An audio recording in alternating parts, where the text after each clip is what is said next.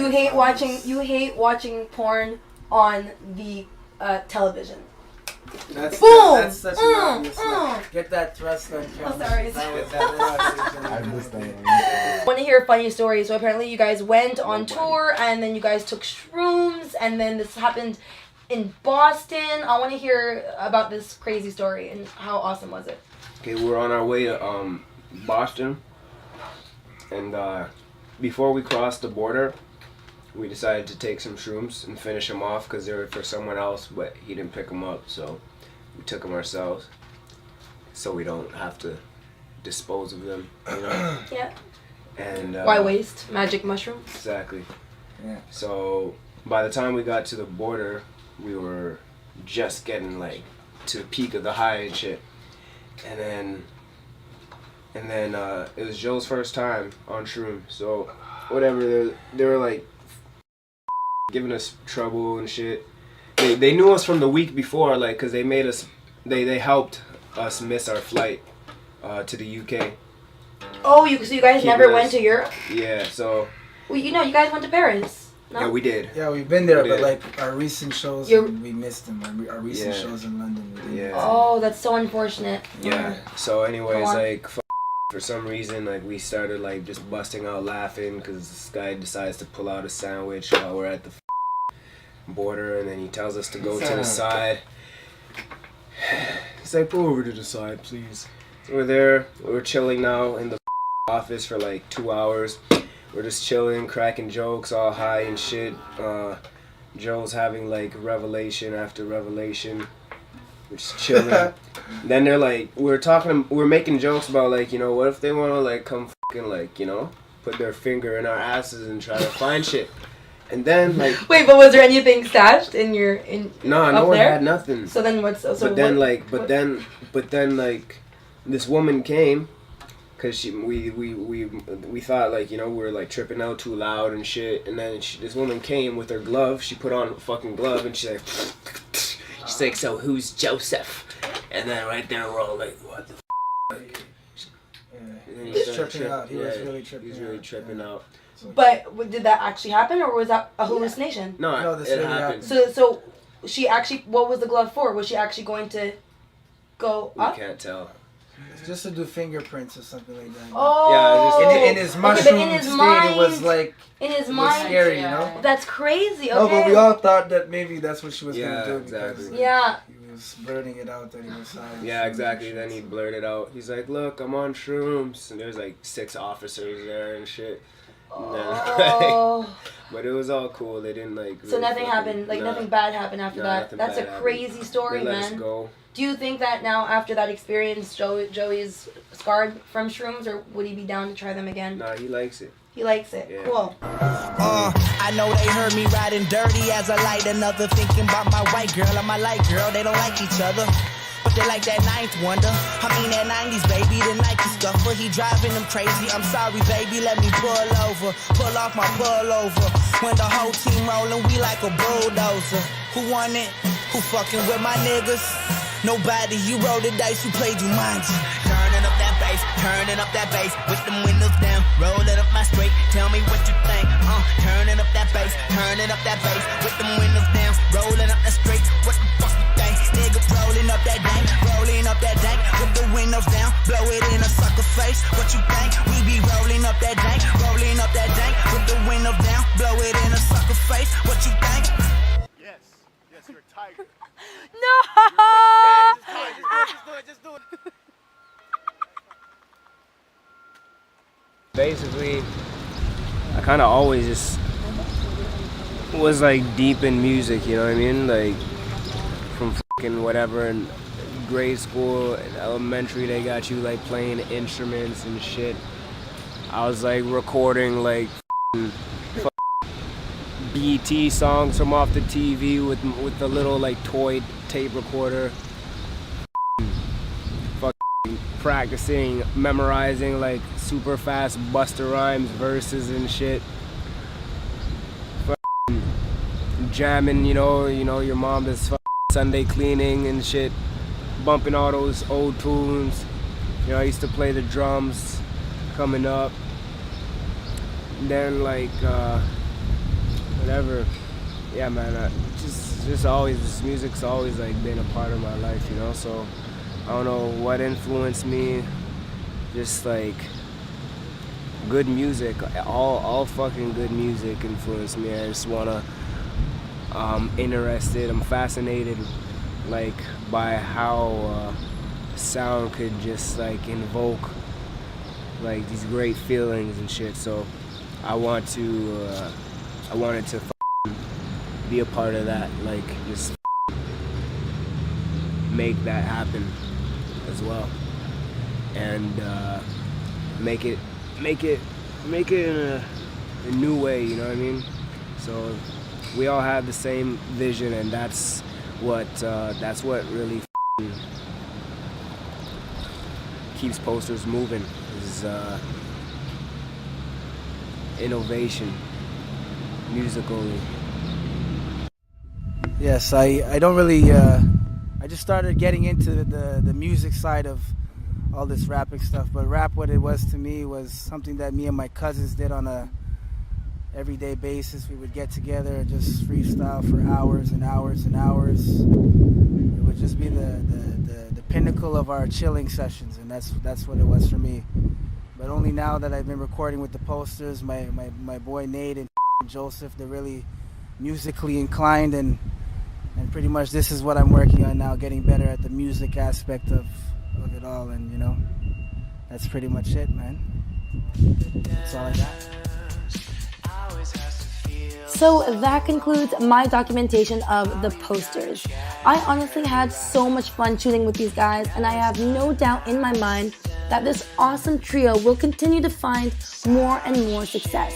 Hopefully this won't be the last time I get to work with them, because I honestly admire young, passionate people who know how to have fun while staying ambitious. So keep up the good work, boys, and best of luck in your future endeavors. Thank you guys so much for watching. That's all I got for today. My name is Kiana Walker, and this is Inside the Underground on the Vocalist Magazine TV. That though is a oh, what the bottle of vodka. Oh! That was crazy!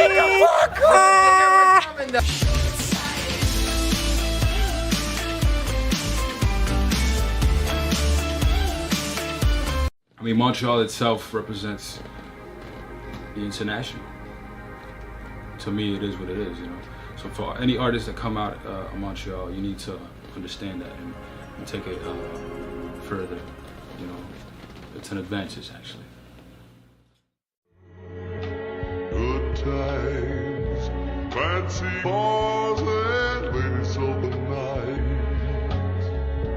It's in oh yeah, oh Lord, hey, this a promise, oh yeah, oh Lord, want the progress, oh yeah. Hey everyone, it's Kiana Walker from the Vocalist Magazine, and welcome to yet another episode of Inside the Underground. And today we are here with J.O. the Corrupted from Montreal. How you doing? Guys? I'm feeling good. So right now we at the Mural Fest.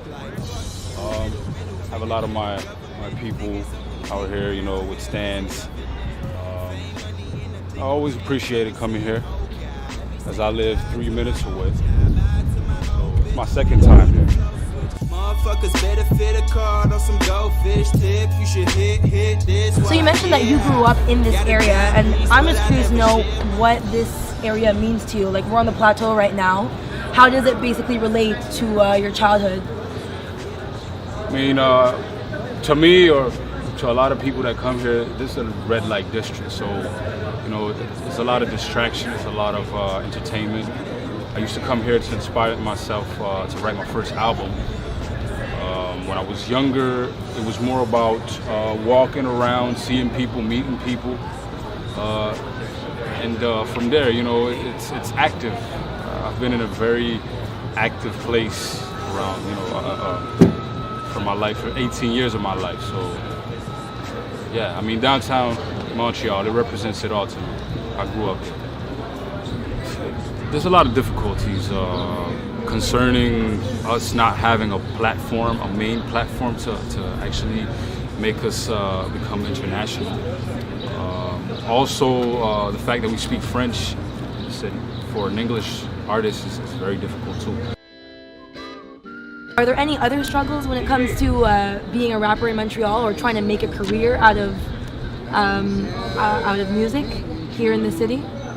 Not really, because me myself, I get shows, I get coverage. I got the Vocalist Mag right now interviewing me.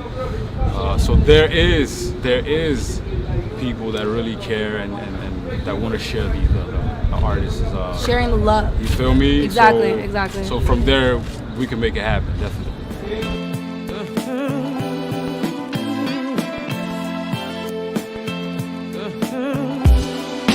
As you may know, I may have mentioned this before, this is an exploration of the underground scene, the underground rap scene in Montreal, which is why this whole documentary series is called Inside the Underground.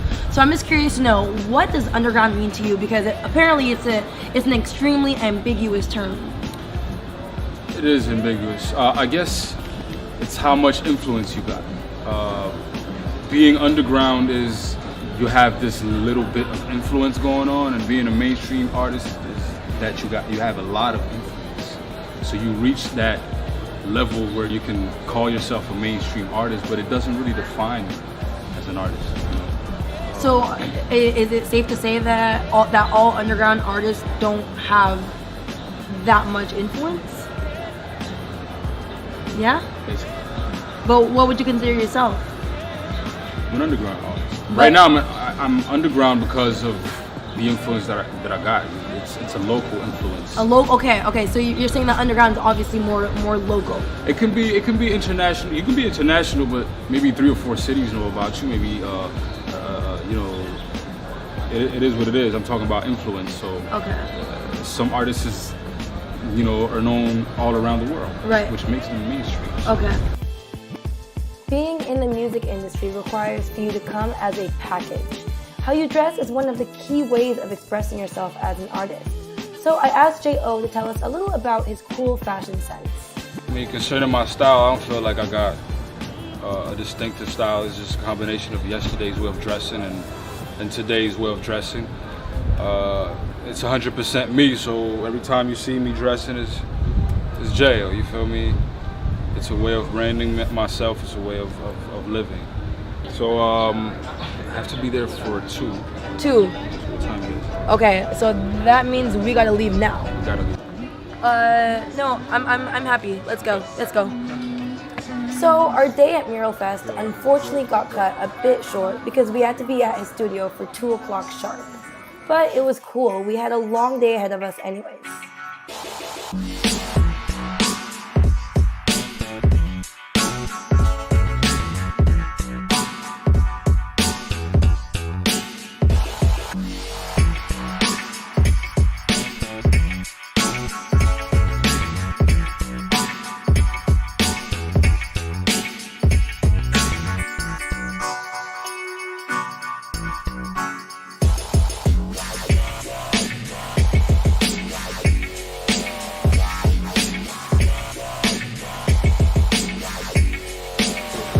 So this is the studio. It seems super legit.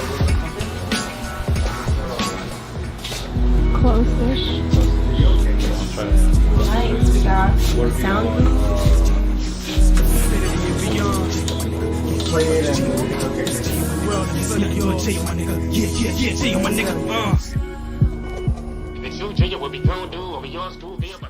My dad used to travel a lot. He's a musician itself, so he actually introduced me to the music world when I was younger by himself traveling, being at the crib, playing music, explaining to me what makes the sound, you know, what make this sound different and what make this other sound different. And he also taught me that if you got influence, then use it at your advantage. So, you know, music has always been a good thing to me since young. It all started with my cousin telling me that I was always this double entendre person, you know, like I can give you something and I can always teach you that other side of it, you know, like there's two sides to a fence. So Corrupted introduces you to my musical world. So that's why he called me Corrupted when I started writing. He noticed that. So it made it J.O. the Corrupted. And it was very interesting to me. So tell us about some current projects you're working on right now. I'm working on my first album called The First 8 Box. First 8 Box. First 8 Box, originally. It precedes my first tape, which was called CWS, Corrupted World Solution. So basically, it's more about my personal experiences, because the first one was more about my ideas. So yeah, I'm working on it right now. I'm in the studio, and you're about to hear something later on. And why the First 8 Box? Tell us how you came up with that album title. So First 8 Box relates to plasters and you actually cleaning the cuts with alcohol and a whole lots of things. So from there, you can't hide your scars, but you can definitely overcome them. Last question. If we want to hit up a sick Montreal hip-hop show, where could we go? A sick Montreal hip-hop show. If you want that, come to the Blue Dog tonight. And I'm talking to my people. You know, it's you need to hit up. You need to go to a New Regime show, Motor Made show, Apartment 200 show. Those are the dopest places I went to concerning bars, and yeah, J.O. the Corrupted also, man. If you wanna see a dope Montreal artist perform, definitely. After interviewing J.O., I took the time to talk to Yan, his recording engineer from Golan Studios. We don't give these guys enough credit. They definitely add that special touch to every song you listen to. Hello, my name is Yan from Golan Studios, and I'm the recording engineer for J.O. the Corrupted and a couple Montreal artists. I've been in the music business forever. I grew up playing classical piano and got into the recording when I discovered the amazing world of digital music. So being able to use computers to put together musical content just as good as what's on the radio. And bumped into J.O., who's an incredible artist, super on point in the booth, very, very professional. Makes my job a whole lot easier. And I met J.O. through CJ, who's another great Montreal artist, worth dropping the name. And thanks to them, I've been known too.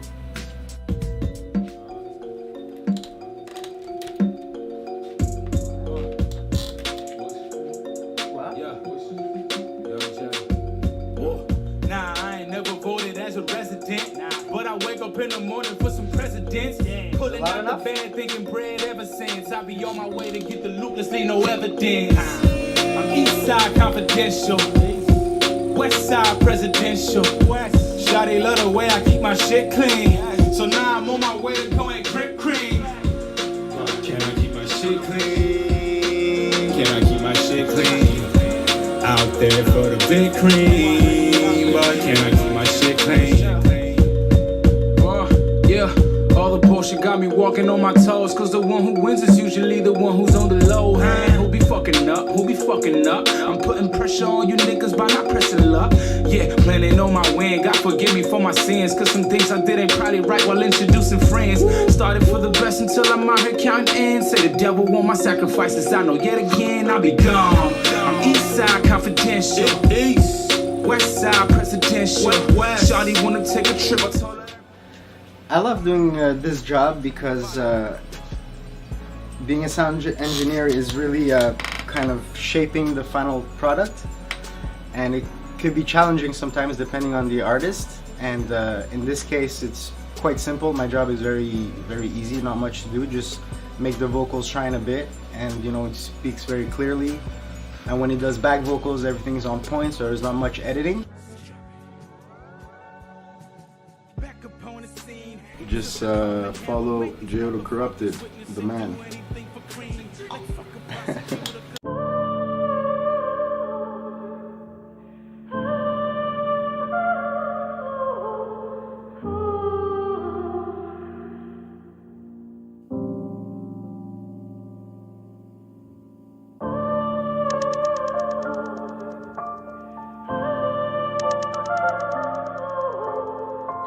dope. It's gonna be fucking dope. Yo, nigga, we thought we were dead, bro. Y'all pray to God in hard times. Search around for them gold mines. If you got yours, then I'll get mine. Then no problem, nigga, we'll all shine. Lesson one, real life, it's cake day. Let's take a slice. You ain't living right if you scared of heights. I'm aiming straight for the paradise. When I come along for the fucking Straight to the dot. shots to the head, we all. Where do you see yourself 5 years from now? 5 years from now, I see myself being very influential. I see myself on different stages throughout the states, throughout the world, and being an ambassador for my city and for myself, definitely. So 5 years from now, I'm out there, internationally known, and beginning the legacy, beginning the whole Jail the Corrupted wave. Authenticity and realness are crucial because of, you know, the fact that people will test you outside of this, you know, bubble that you got as an artist. When you go outside, people will always want to know who you are. Who are you? You know, not we listening to you, but who are you truly? So when you speak as an artist, or when you write down anything, it needs to be true, it needs to be real, it needs to be down to earth enough for people to feel you, to share your music, to accept it, you know. And I think that's a big problem for a lot of artists in the city. You need to be real enough, you need to be you enough. Don't try to be this guy, don't try to be that other person that's already doing it. That person is that person, you know, you gotta be you. Link up first thing in the morning. Cash out, cute thing with that ass out. If I come around town, don't pass out. Can't deal with a hoe in the trash mouth. I forgot to love the dope cop, the shoving, no doubt, boy, the cops will come. These boys out here never block the sun. If you fuck with the fan from the pop the gun. Baby girl wanna rock the tongue on my goddamn, so I move it to the side. Slide in, feeling cool, do it too much here for the move. Shout out the goons, I'm looking bright at the moon. Killer shit, boy, get in tune. Quality A, saying my lifestyle is ambitious. Working on myself, niggas just piling out these riches. Haters always trying to hate. I don't know, I guess they need bitches. And I will get some stitches for my brethren. Those my dogs. Shout out to vocalist, man. I met CJ. I'm prophet of the shit. And that was my day with J.O. the Corrupted. We actually finished shooting his performance at Blue Dog at 2 o'clock in the morning. It was quite the long day, but as you can see, it sure did pay off. So that's all I got for today. Thank you guys so much for watching. My name is Kiana Walker, and you are watching Inside the Underground on the Vocalist Magazine TV. Then never will a nigga lose the vibe. I might run this shit for fun, but I got my reasons though besides. Fuck it, I can sprint and take a W for us. Taking Dobie just a plus. Let's take a seat, it's time to ride. Hi everybody, my name is Mary Christine, and I will soon be featured on The Vocalist Magazine Presents.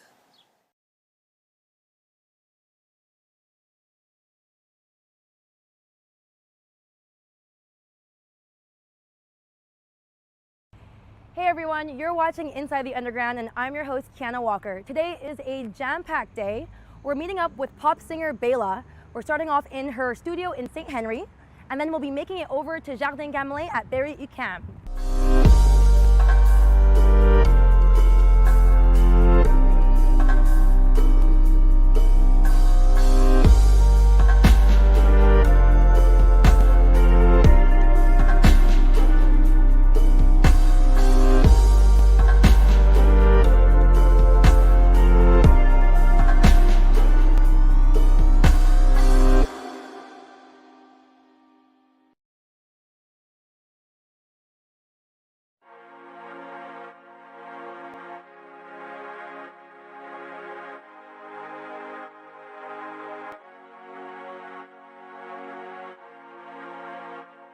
I'm curious to know, how did the name Bela come about? Bela is actually my Hebrew name, and yeah, it's been a name that's been part of me ever since I was born, and it was just there, and I never really thought about it much. Hebrew names are kind of one of those things where you're just given it, and you kind of just forget about it. But I was really happy to be able to like use it for something. So you've been in the music business for a while now, about 10 years. Yeah. How did you initially get your name out, and how are ways that you maintained publicity? I think social media. I think it goes all the way back to YouTube and Facebook and being able to connect with listeners. No matter where you are, you're just always being able to connect with people. The internet's amazing for that. Like, there's obviously some downfalls of the internet's also causing there's a lot of people doing it, so it becomes a little bit difficult to cut through the noise. But I think at the end of the day, like, the internet is what is allowing us to all connect. Definitely. Right? So would you say that there is a lot of pressure and almost frustration being in like an environment where it's just saturated with artists, especially being a pop artist? Totally. I mean, yeah, it can be frustrating. I think the most important thing though is just like to do you and like not think about everyone else and just do what your heart is telling you to do musically, and I don't really think too much about other people who are making pop music like I am. Like, what I do though is I take inspiration from them. Right. But I don't think too much about it. I just kind of do me and try to cut through the noise as much as I can by following what I feel is the right path. And what are ways that you stand out from the others? I mean, I think a lot of artists are standing out right now, especially on social media, but I think my goal is always to put out the best material that I possibly can, whether it's a video or a song. I think for me, it's just like my perfectionism. I'm really hard on myself, and I just try to get the best quality work that I possibly can get out of myself every time. I saw that you are going to be performing at Stars and Thunder. Yeah. It's a music festival taking place in Timmins, Ontario, and you're opening for Simple Plan and Lights. Yeah, that's awesome. Like, yeah, really, congratulations. Thank you. So how did this come about, and how did you feel in that moment when they told you? I mean, this summer I'm playing, last summer as well, this summer I've been playing a lot of festivals. Okay. And that just happens to be one of the dates of the many. And when I got told that I was actually opening and playing like right before Lights, like, I freaked out because Lights has always been in like my top 5 artists that have inspired me. Wow. And actually, like maybe 10 years ago when I saw her play live for the first time, I actually gave her a card about how much she inspired me as an aspiring artist. And it's really cool that I'm going to be playing a show with her now. After I gave her that card, she tweeted me about how like I'm talented and stuff, and like how I'm a strong woman, and like she was very inspiring at the time, and it's really cool that I'm going to be able to meet with her and like as an artist, and yeah, I'm really excited. As Bela's manager, how do you find ways to find her opportunities? It's a lot of calls, a lot of emails, and as the story gets bigger with the accomplishment from the artist, it's a bit easier on our parts because we have something to sell that is actually known out there. Like in 2016, Bela would turn it around. She charted a lot. She became the most successful unsigned Anglo artist from Quebec. She's the only one that charted top 25 in Canada. So Wow. that's big. Makes my life a lot easier because when now I contact people, she has a bit more notoriety over there. For sure. So can you talk a little bit about your radio success? Totally. I mean, when I released Turn It Around, I had no idea what it was going to turn into, but it honestly was a huge turning point for me and has allowed me to connect with so many people. And it's what created all these opportunities. In terms of Montreal, what upcoming gigs do you have lined up this summer? There's actually one that I'm really stoked about. It's actually Montreal Pride. I'm going to be headlining the first night of Montreal Pride, and it's going to be an event that's focusing on youth and getting the youth out there to come. I think they're going to be getting Les Maisons des Jeunes, all the youth to be coming out and hanging out for that evening. And this is going to be your first time working with Montreal Pride? Exactly. First time in Montreal Pride. I've done a couple other Pride events before, but it's first time in Montreal. Do you feel like as though Montreal provides you with enough exposure as an artist to find success in music? I think Montreal is like a really awesome place to start, and it's a really awesome place to cultivate creativity. So it's like you look around, like there's creativity everywhere. There's artists all over the place. I think it's great for that, but like for myself personally, like I think I'm now starting to expand outside of Montreal and like focusing on the rest of Canada and like even branching into like different markets. We're focusing we're going to be releasing a couple songs in the UK soon, and we're going to be focusing on like the rest of the world. So okay, that's going to be exciting. But I think Montreal is a great place to start and like be inspired. For sure. It's super inspiring. Look at this place. I love it.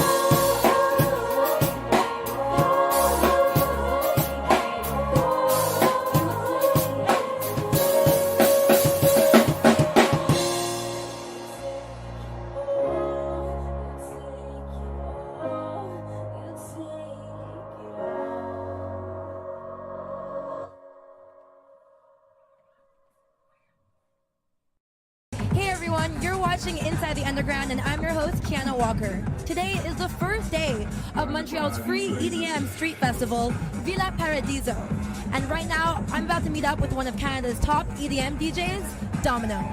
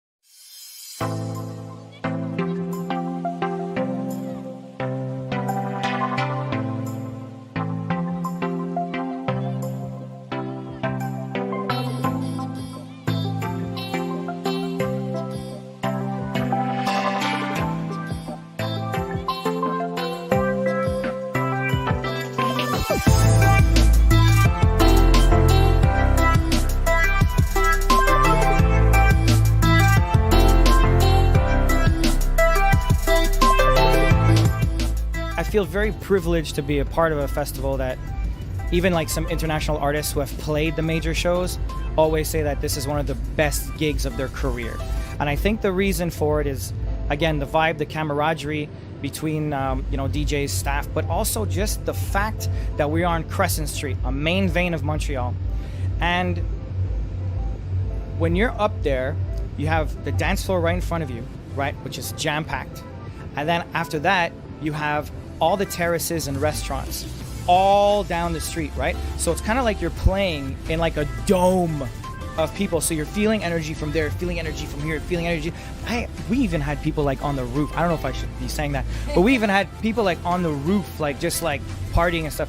So the vibe of Villa is bar none one of the coolest things I've ever been a part of, period, as an artist, for sure. So that's definitely what makes Villa different. Whose idea was it to throw this free EDM festival in the streets of Montreal? The old how did Bud Light's Villa Paradiso presented by Toyota come about? Honestly, it was all about a phone call. It's one phone call from the amazing promoters, this amazing team at BBF. They called me in for a meeting, and they were like, listen, we want to do this, dance music festival on Crescent Street, and kind of like wanted to know what I thought about it and so on and so forth. And I kind of, became the spokesperson / consultant, help out with talent bookings, things like that. So it was really just one phone call, and we developed this amazing partnership together. Absolutely. So tell me, born and raised in Montreal, when did you finally get that aha moment? Okay, this is what I want to do. I want to be a DJ. It's a bit cheesy, but it's true. It's super true.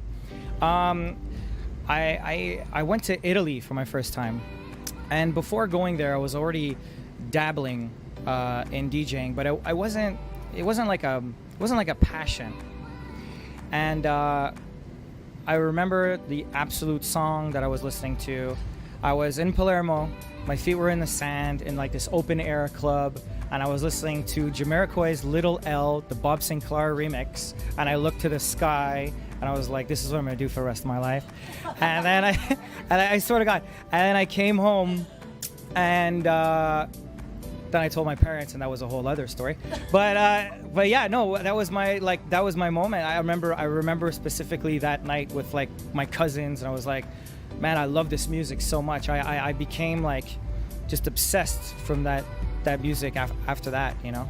That's actually very corny, but it's so beautiful. No, really though. I'm actually curious to know, you are Hardwell's protege. We're just good friends. We're just really good friends, and he's just someone who really believes in me. And because of what he has done for me, I think over here, you know, people kind of labeled me as that. But I don't like using those terms, because to me, he's more than a mentor. He's a friend. He's like an extremely good friend of mine that beyond music, I can go to him for anything. So I don't really like using that term. How did you guys meet in the first place? Before he kind of blew up, I was working for a club in Montreal very closely with one of my best friends, and he was the booker at the time, and he had asked me, he's like, you know, who would you book? And I was like, we should book Hardwell. And I remember like it was yesterday, like the GM of the club was like, Hardwell? Who's Hardwell? And I was like, no, this kid, whatever. And then, we ended up booking him and it was his first time that he ever played in Canada. And before the gig, we just kind of went to dinner, and it was just one of those, again, super cheesy bromance moments where we were like singing the same songs. Like it was really, really bad, and we were like finishing each other's sentences, and I was like, okay, this is a little, going too far. And we kept touch from there, and he heard my music, and he was like, I promise that when I hear the right songs and the right stuff comes out of you, I'll help you. And so he did. He did. It's a bit of a disadvantage though, because he doesn't settle for anything better than what I can usually do from me. Right? So he pushes you. Yeah, he doesn't want to make it look like it's like, oh, we're boys, so I'm just gonna put out your music. It's very like, he really pushes me to like make the best stuff I possibly can. That's awesome. So I've listened to many of your tracks, and I've realized I like Lies. I'm not gonna lie. Speaking of cheesy, that was good. Sorry. I am a cheesy person. So you kind of had a little bit of a shift in your music, or in the genre that you're going for, in my opinion. Do you agree? I don't think it's a shift. I just think it's an evolution. I think that when how I went about making Lies wasn't about, okay, I need to do this now. It was like, this is where this genre of dance music is going. This is where this genre, and I had to kind of self-reflect and be like, I'm not crazy about certain sounds anymore. And it's like, well, what's next for me?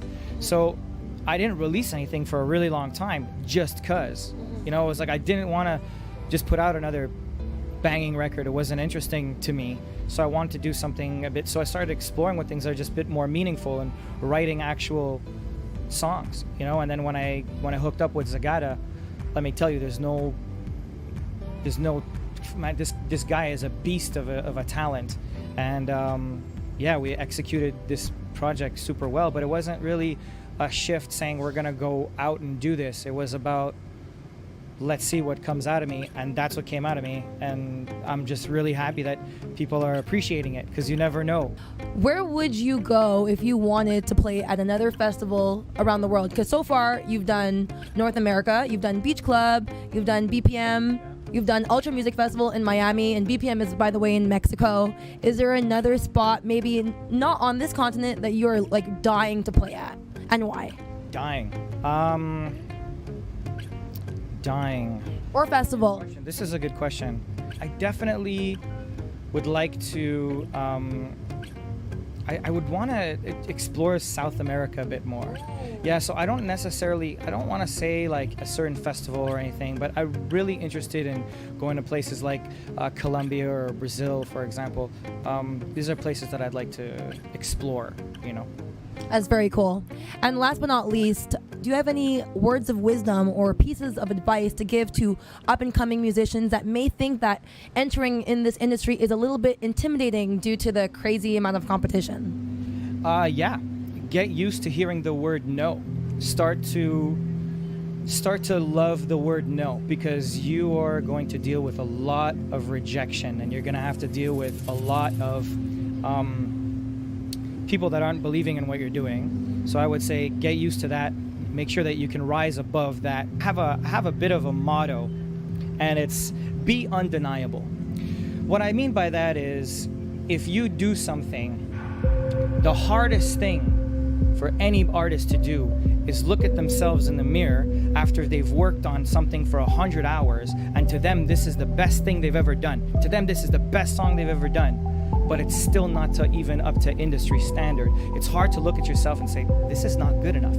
Even if it's the best I can do right now, it's not good enough. Work to be undeniable, and that's where you're gonna get ahead.